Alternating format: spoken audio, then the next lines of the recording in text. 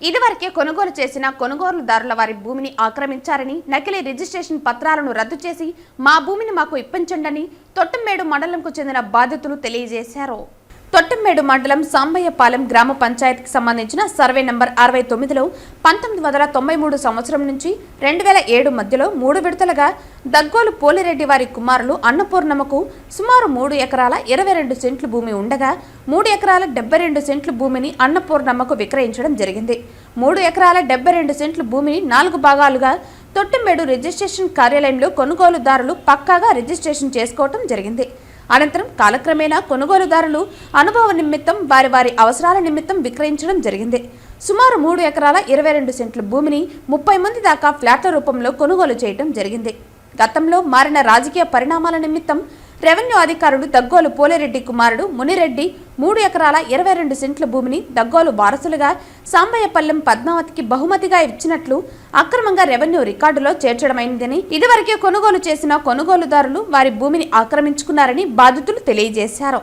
బాధితులు రెవెన్యూ అధికారులను కలిసినా ఏ ప్రయోజనం లేకపోవడంతో పత్రికా సమావేశం ఏర్పాటు చేసి వారి సమస్యను పత్రికాముఖంగా తెలియజేసుకున్నారు. రెవెన్యూ వారు మునిరెడ్డి కుటుంబానికి సహకరిస్తూ అన్నపూర్ణమ్మ విక్రయించిన భూమిని కొనుగోలుదారుల దగ్గర భూమి ఆక్రమించి రాళ్లు నాటడం జరిగింది.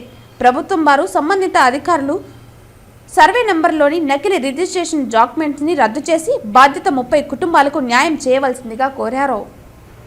2023 సంవత్సరంలో అమ్మిన అతను వచ్చి వాళ్ళ అబ్బాయి ఏడుకొండలు వచ్చి మాకు ఇక్కడ స్థలం ఉందని చెప్పి రెవెన్యూ రికార్డులో పోయి దాన్ని తిరగలోడి మాకు స్థలం ఉందని చెప్పి అనధికారికంగా దాన్ని తీసుకెళ్ళి రిజిస్ట్రేషన్ చేశారు.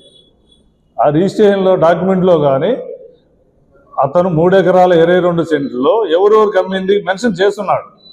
అన్నపూర్ణమ్మకి 1 ఎకరా, సతీష్కి 1 ఎకరా, ఇంక సమ్ 50 సెంట్లు, 2.5 ఎకరా పోగా 72 సెంట్లు మాకు ఉంది అని అక్కడ రిజిస్టర్ ఆఫీసులో ఇది చేయగా వాళ్ళు చేయలేదు. దాన్ని బై ప్రెజర్ బై ఫోర్స్ చేసి ఆ 72 సెంట్లకు గాను 50 సెంట్లు మాత్రం రిజిస్టర్ చేశారు బై ఫోర్స్తో. ఆ 50 సెంట్లు కూడా ఎక్సెస్, బట్ బై ఫోర్స్తో రిజిస్టర్ గారు రిజిస్టర్ చేశారు 2023లో. ఆ 50 సెంట్లకు గాను మళ్ళీ అది రెవెన్యూ అప్పుడు ఆటోమేటిక్ మ్యూటేషన్ ఉంది, దానివల్ల అది ఆటోమేటిక్ మ్యూటేషన్ కాకుండా ఉంటే దానికి కూడా చేరి మళ్ళీ ఇంకొక ఎకరా మ్యూటేషన్ చేసుకున్నారు. మన సామాన్య మానవుడు ఒక ఫ్లాట్ కానీ ఒక 10 సెంట్లు 1 గుంట కానీ రిజిస్టర్ చేసుకొని దాన్ని మ్యూటేషన్ చేయడానికి 1,00,000 క్వశ్చన్స్ అడుగుతాడు. ఈసీ అడుగుతాడు, గ్రామ సభ్యుల యొక్క సమ్మతి సర్టిఫికేట్ అడుగుతాడు, ప్లస్ వచ్చి మన సర్వే వెళ్తాడు, ల్యాండ్లోకి వెళ్ళి సర్వే చూసుకొని వచ్చి మ్యూటేషన్ చేస్తాడు. బట్ ఇక్కడ ఏం జరిగిందో బై ఫోర్స్ బై ఏం చేశారు రెవెన్యూ అధికారులు, 50 సెంట్లు రిజిస్టర్ అయినంటే 1.5 ఎకరా మ్యూటేషన్ చేశారు.